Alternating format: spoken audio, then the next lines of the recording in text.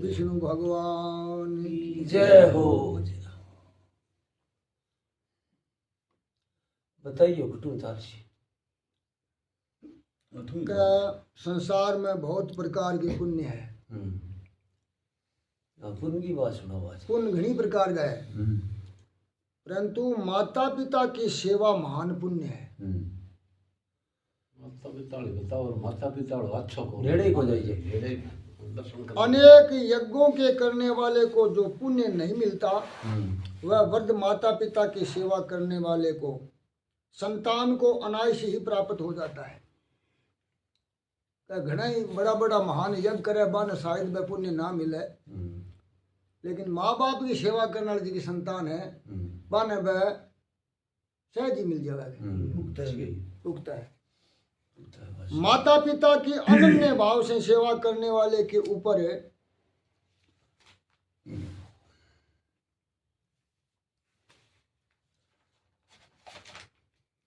परमात्मा बहुत कृपा करते हैं। माँ बाप की सेवा कोई करे तो बिंगे पर राम जी बड़ी कृपा करे। इनके घर प्रत्यक्ष पधारते हैं। क्या जे माँ बाप की सेवा तय दिल से करी जावे तो भगवान जिया आपा एक दूसरे घर जावा नहीं इया आवे दिखने। पुंडरीक की कथा तुम जानते हो। पुंडरीक ने प्रभु की सेवा नहीं की थी। पुंडरीक नाम कोई सज्जन हो पर भगवान की सेवा कौन करी? ग्रंथों में लिखा है कि पुंडरीक ने परमात्मा का स्मरण किया था, प्रभु की सेवा नहीं की। स्मरण तो करो लेकिन सेवा को नहीं करी। पुंडरीक स्मरण श्री कृष्ण का करता था और सेवा माता पिता की करता था। अब स्मरण तो भगवान कृष्ण को करता हो और सेवा माँ बाप ही करता हो। पुंडरीक भगवान के दर्शन करने नहीं गया। वो भगवान के दर्शन करने खातिर किन्हीं को नहीं गया। पुंडरीक के दर्शन करने भगवान उनके घर आए। बिना दर्शन करने खातिर भगवान आया। पुंडरीक की माता पिता भक्ति से प्रसन्न होकर प्रत्यक्ष द्वार का नाथ पुंडरीक के घर आए थे। पुंडरीक उस समय माता पिता की सेवा कर रहे थे। अब इन्हों तो भगवान आ गया और वो आप माँ बाप की सेवा में लग रही। प्रभु ने उनसे कहा कि मैं आया हूं। पुंडरीक ने कहा महाराज मैं आपकी वंदना करता हूं, इसी समय मैं माता पिता की सेवा में व्यस्त हूं। कहते हो तो थाने बार बार वंदना ताकि ई टाइम में बेल लोगों में तो माता पिता की सेवा के फल स्वरूप आप मिले हो। क्या मैं मेरे माँ बाप की सेवा करी थी तुम आए हुए? इसलिए माता की सेवा प्रथम आप तनिक बार खड़े रहो। थे यहाँ करो खड़ा रहो। माता पिता की सेवा करने वाले में इतनी शक्ति आती है कि ईश्वर को भी खड़े रहने के लिए कह सकता है। ईश्वर ने खड़े रहना पड़ी। प्रभु ने थोड़ी परीक्षा की। अब बेला आदमी ने उठ पटाख बात सुधर लाग जाए। भगवान देखो ये बेला ही खड़े आप कि थोड़ी इनकी परीक्षा ही कर लिया। पुंडरीक से बोले अनंत कोटि ब्रह्मांड के अधिनायक लक्ष्मी के पति तेरे घर आए हैं। पुंडरीक ने कहा आप पधारिए, ये बहुत अच्छी बात है। मैं आपका वंदन करता हूं, परंतु इस समय आपकी सेवा करने की मुझे फुर्सत नहीं है। अब देखिए लोग का होला बेटा। प्रभु ने कहा तू मेरी सेवा करता नहीं तो मैं यहां से चला जाऊं। तू मेरी सेवा ही कौन करे, मैं जाऊं फिर। पुंडरीक ने कहा आपकी मर्जी, भले ही आप जाओ जाओ महाराज, पर मैं मेरे काम करे पहले मैं तुम्हारे नहीं हूं। पुंडरीक को विश्वास है कि मैंने माता पिता की सेवा छोड़ी नहीं, मैं माता पिता की सेवा करता हूँ इसलिए भगवान भले ही चले जाए, सेवा करनी है, परंतु ठाकुर जी को वापस यहीं आना ही पड़ेगा। लाभपुर जी अपन के लिए आना तो पड़ती। पुंडरीक ने ठाकुर जी को उत्तर दिया, भले ही आप जाओ परंतु आपको वापस यहीं आना पड़ेगा। जाओ दो गड्ढा देने की जय मैं तो उठ जाओ। श्री कृष्ण जगत का आकर्षण करते हैं, परंतु माता पिता की सेवा करने वाला तो परमात्मा को भी आकर्षण करता है। भगवान पूरे जगत ने आकर्षण कर सका आपकी तरफ, लेकिन माँ बाप की सेवा करने वाला तो भगवान ने आपकी तरफ आकर्षण कर खींच ले। ये तो दम है माँ बाप की सेवा में। आज के हो रही है नाम ना लियो माँ बाप और किंग ले लियो माँ बाप का नाम ना लियो। आज वृद्धाश्रम है। बस आ सब सु महान कमी है। परंतु माता पिता की सेवा करने वाला तो परमात्मा का भी आकर्षण करता है और कहता है आज जाओ तो वापस फिर आना पड़ेगा। भगवान ने कह रही हो बात। प्रभु तो भक्ति के अधीन है। पुंडरीक ने प्रभु को खड़े रहने के लिए एक ईंट दे दी। ईंट फेंकी लो तो खड़े जाओ।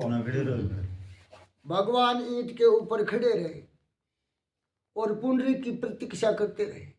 अड़ी कह कद सी आसी। पुंडरीक ने माता पिता की सेवा का काम छोड़ा नहीं। प्रतीक्षा करते करते खड़े रहने से भगवान को थकान हुई तो कमर पर हाथ रखना पड़ा। हो गया। आज भी पुंडरीक के पांडुरंग भगवान कमर पर हाथ रखे हुए ईंट पर खड़े हैं। माता पिता की सेवा की ये महिमा है। शास्त्रों में लिखा है कि मनुष्य देह बहुत दुर्लभ है। वो जो को देह है वो बहुत औख है, बहुत दोरो है। कोई अनंतु जन्मांगा पुण्य इकट्ठा हुआ जदापाना मान खाते। कारण की धारा में अर्थ है काम और मोक्ष। ये चारों पुरुषार्थ सिद्ध करने वाला अपना ये मनुष्य शरीर ही है। इस शरीर से चार साधन वो तय कर सका है। धर्म, अर्थ, काम और मोक्ष। और की में ताकत को है यहाँ। अब ईश्वर जोर को बंगलो अपना मिलियो, अपना शरीर मिलियो है। आपा अब के करण लाग रहा आ ओ विचार तो आपा करना है। और यह शरीर माता पिता ने दिया है। माता पिता का ये ऋण माथे पर है। माता पिता ने बालकों के लिए बहुत कष्ट सहन किया है। परंतु आजकल बहुत से लोग स्त्री का पक्ष लेकर माता पिता का अपमान करते हैं। आपने भी बच्चा है, अपन ठाव होना चाहिए। अपन की तो कष्ट देखियो अंगत है। अपन ना कौन देखियो अपने खाते अपन नो की तो चार गुना सब। शास्त्र कहते हैं कि माता पिता का अपमान करने वाला कभी सुखी नहीं रह सकता। राम जी का ऐसा नियम था। वो नियम भगवान राम में हो कि माता पिता को किसी दिन भी सम्मुख उत्तर नहीं दिया। वृद्धा अवस्था में माता पिता से कदाचित कोई भूल हो जाए तो इनके सम्मुख उत्तर नहीं देना चाहिए। बूढ़े की बुद्धि भी खराब हो जाए। उनका बारंबार वंदन करो, नमस्कार करो, सम्मान करो और पीछे विवेक से समझाओ। वृद्ध को जो सम्मुख उत्तर देता है उसको साथ मिलता है। मोकब को ना को फिर आरामदायी से धीरजाई से समझा दे। बोले वृद्ध का हृदय बहुत कोमल होता है। बुढ़ो जिन आदमी हृदय अपनो कमजोर हो जाए, कोमल हो जाए है, कोई बात भी सहने हुए को नहीं। सम्मुख उत्तर मिलता है तो उनको ऐसा लगता है कि इसने मेरा अपमान किया। तुम सुखी होना चाहो तो अपने माता पिता को सम्मुख उत्तर नहीं देना। कितने ही छोकरे तो माता पिता से ऐसा कहते हैं कि तुमको कोई खबर नहीं, तुम कुछ ना जानते, मैं कहता हूं वैसा करो। छोकरे ऐसा बोलते हैं तो माँ बाप को कैसा लगता है, तुमको अच्छा लगे चाहे न लगे, अपने माता पिता की आज्ञा में रहोगे तभी तुम्हारा कल्याण होगा। तुमको भला न लगने पर भी माता पिता की आज्ञा का पालन करो। आपने कोई समस्या है, कोई बीमारी हुए तो दवाई चाहे मीठी ना लागे, खानी पड़े नहीं, खानी पड़े, रोग कट जे, रोग कटिए, यही चाहे किए ही हुए, सेवा तो करनी चाहिए। रामायण का ये आदर्श है, तुमको भला न लगे ऐसी आज्ञा भी तुम्हारे माता पिता करे तो भी तुम प्रभु में विश्वास रखना। रामायण में विश्वास रखना और भली न लगने वाली आज्ञा का भी पालन करना। अपन अच्छी न लगे नहीं कोई आज्ञा तो भी वो पालन करो। वनवास जाने आज्ञा कोई अच्छी को नहीं, कही मानी भाई पालन करियो नहीं करियो, तो तुम ईश्वर को अच्छे लगोगे, भगवान ना अच्छा लागसी। अपन कई बार कहे बोले वो बापड़ो छोरो बहुत अच्छो है, वो अच्छी माड़ी विचार को नहीं कर ले है वो। रामायण में लिखा है कि दशरथ महाराज ने कभी राम जी को मुख से नहीं कहा कि तुम बन जाओ। दशरथ को नहीं मुंह से, आपका मुंह से को नहीं। दशरथ महाराज की जिह्वा कभी बोल सकती ही नहीं कि राम जी वन में जाए। दशरथ ने स्पष्ट आज्ञा नहीं दी। ये तो कैकेयी ने कहा कि तुम्हारे पिता की इच्छा है, आज्ञा है कि तुम वन में जाओ। तब राम जी बोले कि मेरे पिता की ऐसी इच्छा है तो पिता की आज्ञा का पालन करना मेरा धर्म है। एम ही वचनाद रग पतियपि पावके भक्ष्यम विष्यम तक्षणम पतियेपि चारणवे। क्या पिता की आज्ञा से मैं अग्नि में अथवा समुद्र में कूद पड़ने को भी तैयार हूँ, जहर पी जाने को भी तैयार हूँ। वो तो बन जानो है। राम जी माता पिता का वचन करके वन में चले जाते। थोड़ा विचार करो कि कैकेयी ने राज्य भरत को भले ही दिया, परंतु राम जी को वनवास क्यों दिया। ये भरत ने राज की कोई बुरी बात नहीं, चलो आपके बेटे क्रिया ही करे है, लेकिन राम ने वनवास क्यों। राम ने कोई अपराध किया नहीं। रामायण में लिखा है कि एक बार नहीं अनेक बार कैकेयी ने अपने मुख से कहा कि श्री राम निरपराध है। कि आप भी कहो कि राम को कोई अपराध को नहीं, राम ने कोई भूल नहीं की, तो भी कैकेयी ने राम जी को वनवास दिया। राम आई कौन कही मेरी क्या गलती है, कही तो बताओ। परंतु राम जी ने कैकेयी से एक बार भी नहीं पूछा कि मुझे वनवास क्यों दिया।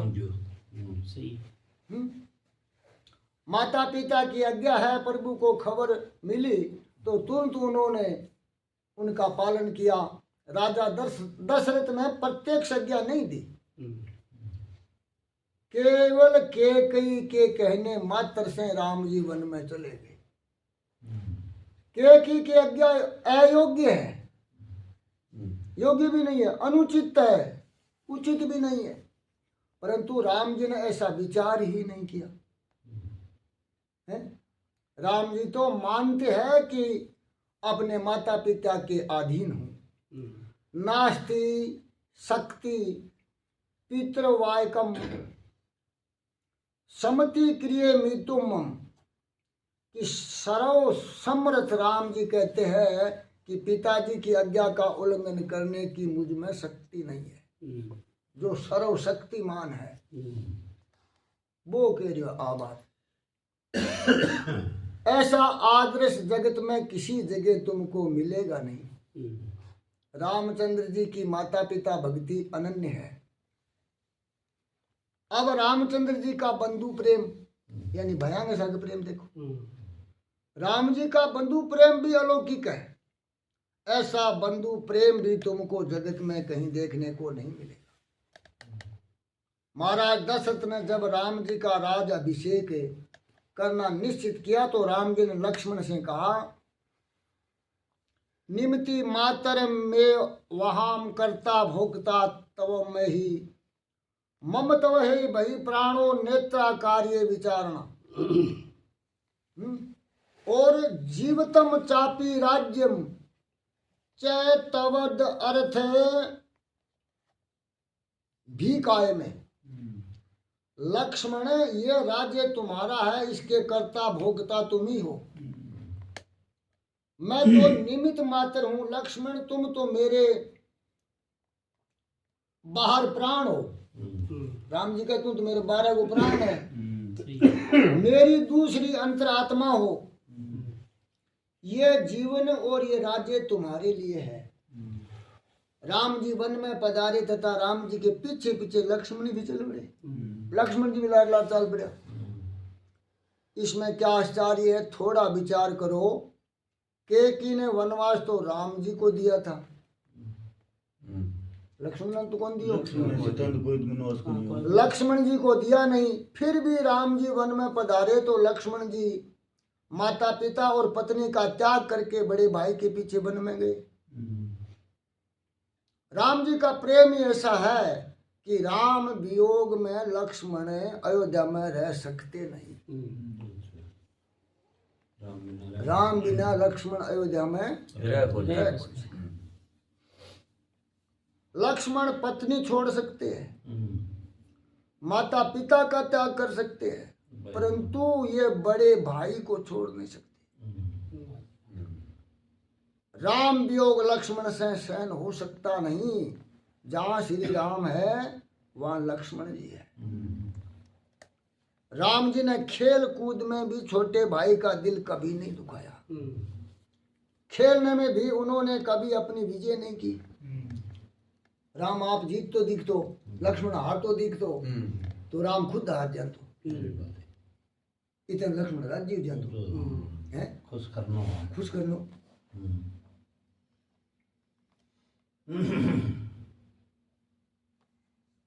भरत को उन्होंने नाराज नहीं किया। राम जी विचारते हैं कि भरत हमारा भाई है, मेरे भाई की हार मेरी हार है, मेरे भाई की जीत मेरी जीत है। कौशल्या से रामचंद्र जी कहते हैं, माँ मेरा भाई भरत छोटा है परंतु बहुत होशियार है। माँ हम खेलते रहे तो मेरी हार हो गई और मेरा भरत जीत गया।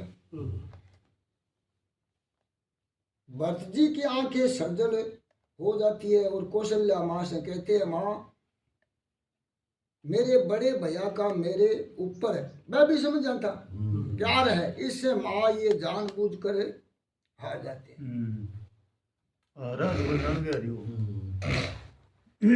हारो खेल जीता वही मोही, कि भगवान आप हारे हैं और मन जीता है।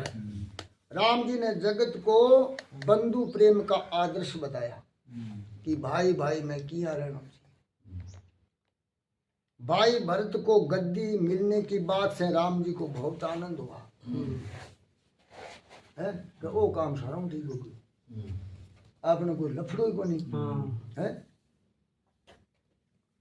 राम जी ने कैकेयी से कहा, माँ मुझे राजा नहीं बनना है, मेरा भाई भरत गद्दी पर बैठे, मेरा भाई राजा बने, मेरा भाई बहुत सुखी हो, इसमें बहुत राजी हूँ।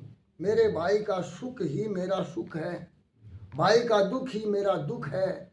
माँ तुम्हारी आज्ञा हो तो 14 वर्ष तो क्या, मैं आजीवन वन में रहने को तैयार हूँ। 14 केस है। जैसा प्रेम श्री राम जी का है वैसा ही प्रेम श्री भरत जी का भी है। वो भी कम हो। लोग तो कहते हैं कि राम जी के प्रेम से भी भरत जी का प्रेम श्रेष्ठ है। भरत जी ने मिला हुआ राज्य भी छोड़ दिया। भरत ने राजा राज मिल ही गए उनको, शक्की को नहीं हो। बको भरत जी कहते हैं गद्दी के मालिक मेरे बड़े भैया है, मैं तो उनका सेवक हूं। गद्दी मिली परंतु भरत जी ने ली नहीं। बोल भाई, गद्दी के ऊपर उन्होंने राम जी की चरण पादुकाएं पधराई। राम जी की खड़ाऊ ले आगे रे भरत जी तप करते रहे। भी राम वन में 14 वर्ष आप 8 वन में भोगांगा। भरत अयोध्या में कौन रहे हो? अयोध्या के सारे नंदी ग्राम है, बैठे रहे हो। अयोध्या काम काज सारो संभाल दो। लेकिन यहाँ करिए कि मैं तो राम का ही मंत्री हूँ, राजा कौन में। महात्मा तो यहाँ तक कहते हैं कि राम जी की तपस्याचार्य से भरत जी की तपस्याचार्य महान है। राम जी वन में तप करे, इसमें क्या आश्चर्य है। वन में तो उठी हो, और वन में अगर कोई तपस्या करे तो क्या बड़ी बात है? कोई बड़ी बात नहीं है। भरत जी तो राजमहल में तप करते हैं। वन में तप करना सरल है, परंतु राजमहल में अथवा बंगले में तप करना बहुत कठिन काम है। अब मेठ कोई की करा तुम्हारे लिए सरल है, लेकिन थे घर में बैठे परमात्मा की भक्ति करो तो थे मान हो, तकड़ा हो गए। तकड़ा तो हम लोग तो भरत जी का नियम था कि आंगन में कोई साधु महात्मा या गरीब आता तो उसको बड़े प्रेम से भोजन कराते, परंतु 14 वर्ष तक उन्होंने खुद भोजन नहीं किया। भरत 14 साल तक भोजन कौन करे। भरत जी को ऐसा अनुचित लगता था कि मेरे बड़े भाई वन में कंदमूल फल खाते हैं और मैं भोजन करूं। भरत जी का प्रेम अति दिव्य है, बहुत महान है। राम जी की सेवा में तो सीता जी एवं लक्ष्मण जी रहते हैं। भरत जी की किसी की सेवा लेते नहीं। राम के साथ फिर भी सीता जी लक्ष्मण जी तो हाँ, लेकिन भरत जी तो की सेवा ले वही को नहीं। राम जी वन में कुशा की सैया पर शयन करते हैं। इधर भरतलाल को बहुत नींद आती है तो धरती के ऊपर ही शयन कर लेते हैं, नीचे सो जाए। हाँ, भरत जी राम जी की पादुका पर दृष्टि रखकर सतत जप करते रहते हैं। भरत जी की तपस्याचार्य अलौकिक है। भरत जी की निष्ठा है कि मेरे श्री राम घर पधारे, श्री राम भोजन करे, मैं उन्हें अपनी आंखों से देखूं, उसके पश्चात ही भोजन करूं। इन्हें कहे भाई, तकड़ी बात ही है। आजकल भाई नहीं है, खसाड़ी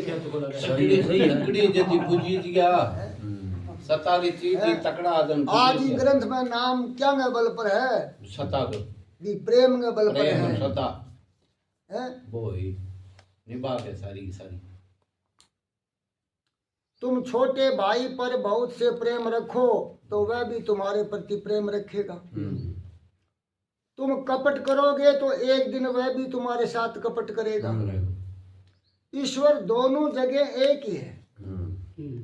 ये शरीर अलग अलग है, परंतु प्रत्येक शरीर में रहने वाला ईश्वर तत्व तो एक ही है। अब जिसो अपनो डोल विश्व काम उसी जिया करंट एक है। प्रेस में लगाए गर्म हुआ है, पंखे में लगा दे वो तार खोल के बैठो वाणिया जी है। करंट में कोई मीन में खेगे, ईश्वर सब में एक ही है। जगत में राम राज्य कैसे होगा ये तो परमात्मा जाने।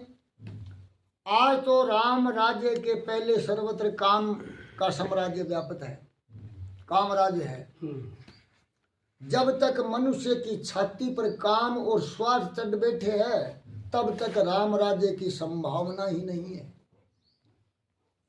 इतना राम राज्य को नहीं। परंतु तुम अपने घर में अवश्य राम राज्य कर सकते हो। इस संसार में तो राम राज्य स्थापित शायद अपना ना हो वैसे, लेकिन आप अपने घर में तो राम राज्य कर सका अगर प्रयास करा। बड़ा भाई राम हो सकेगा तो छोटा भाई निश्चय भरत का लक्ष्मण सा होगा। अब सबसे पहले बड़ो भाई राम बने तो लाडला भरत लक्ष्मण बनने की चेष्टा करे। तुम शुद्ध भाव से अपने भाई के साथ प्रेम करो तो तुम्हारा भाई भी वैसे ही शुद्ध भाव से तुम्हारे साथ प्रेम करेगा। परंतु आजकल तो बड़ा भाई रावण जैसा होता है और छोटा भाई कुंभकर्ण। कितने लोग ऐसे होते हैं कि दूसरों के साथ प्रेम करते हैं परंतु भाई को धोखा देते हैं, भाई के साथ कपट करते हैं। परेषु मैत्री सौजनेषु वेर पश्यन्तु लोका कलि कौतुकानि। कलयुग की ये महिमा है। मनुष्य पराये के साथ प्रेम करता है और अपने भाई के साथ नहीं।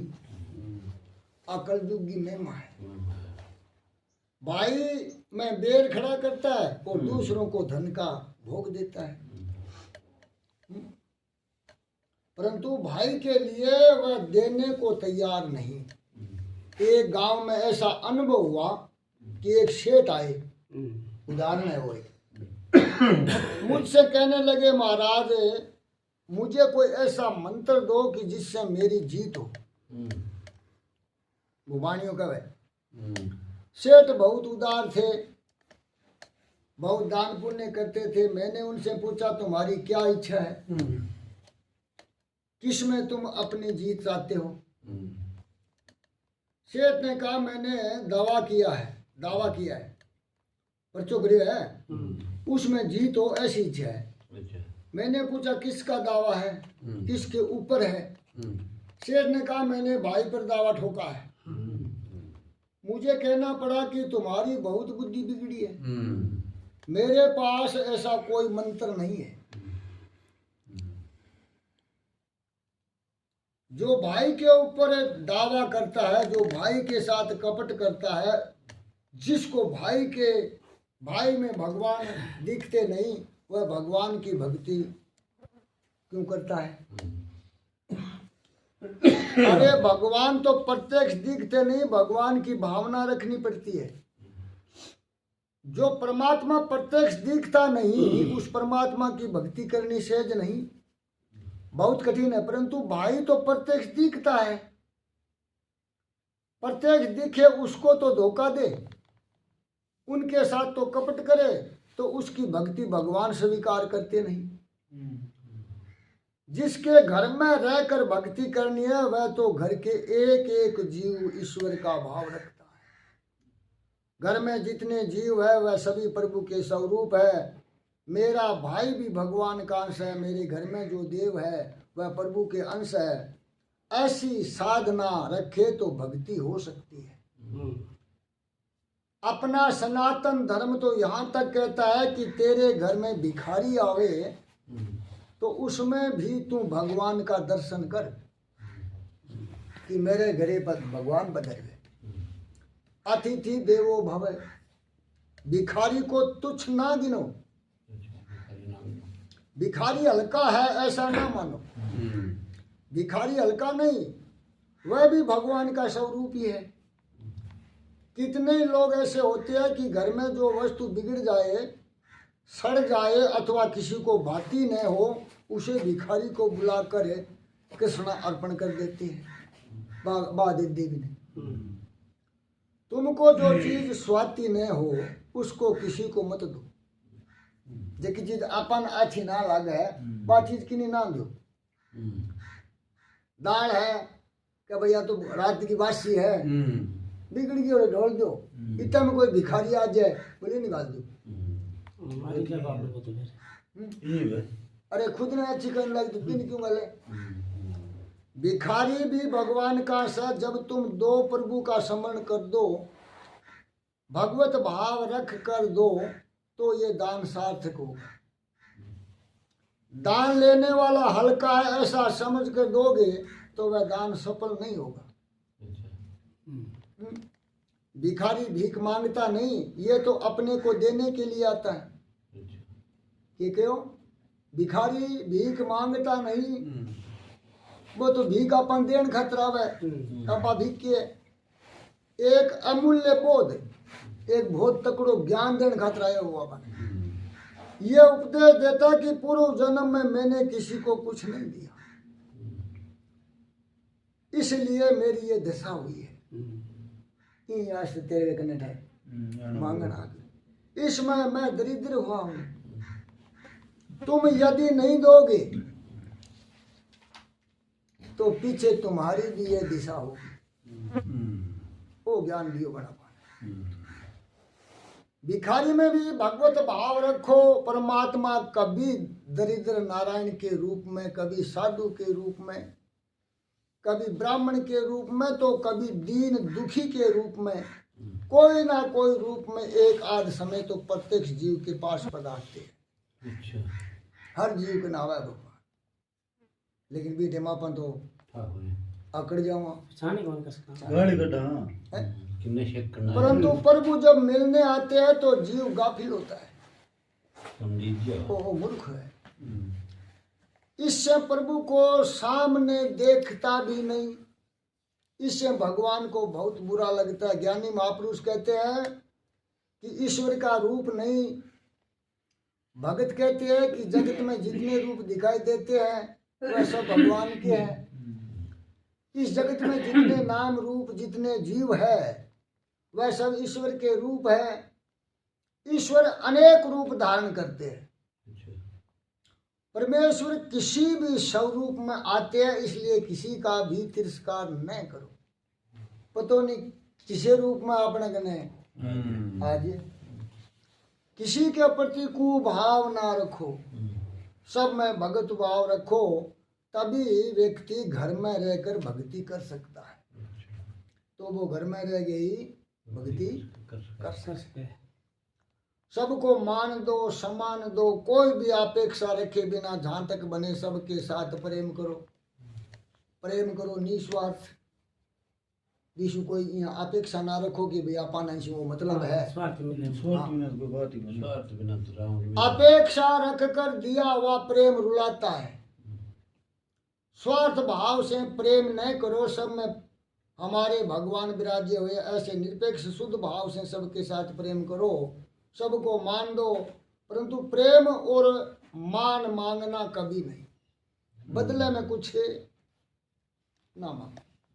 मनुष्य का जन्म दूसरों को सुखी करने के लिए है।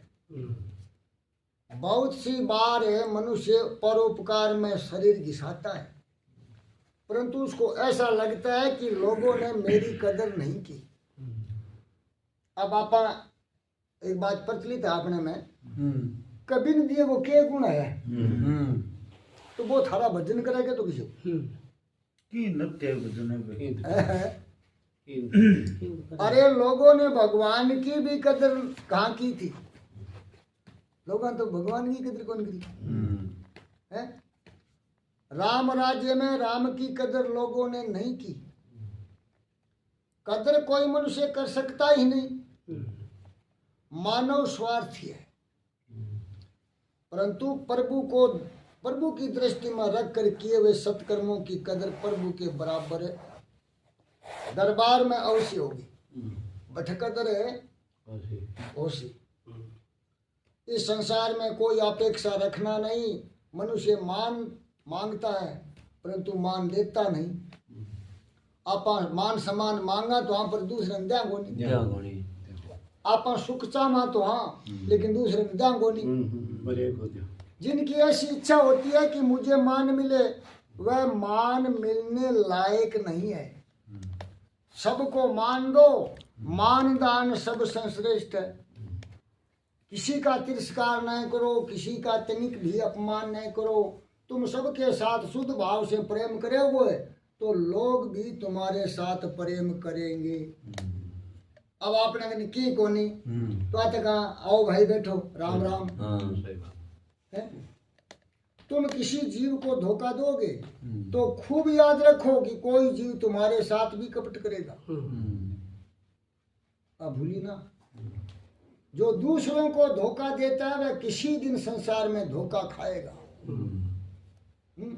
जो किसी को भी धोखा देता है, देता नहीं, किसी भी दिन धोखा खाता नहीं। लेकिन सारे धोखो कराई कौन अपन धोखो क्यों खासे भाई। सही जाना ही बात। कपट करने वाले के मन में निरंतर अशांति रहती है। व्यवहार में छल कपट बढ़ गया है, इसलिए मनुष्य की शांति नष्ट हो गई है। कितना ही पैसा होता है घरे शांति को नहीं कहा है भाई। जिसका व्यवहार अति शुद्ध होता है उसके पास भले कोई भी न हो तो भी उसको शांति मिलती है। महाराज एक लाई बैठे है माई गलाल सही है। शांत ही है। कई बार तो बागना आटू ही को नहीं भाई तो शांति है।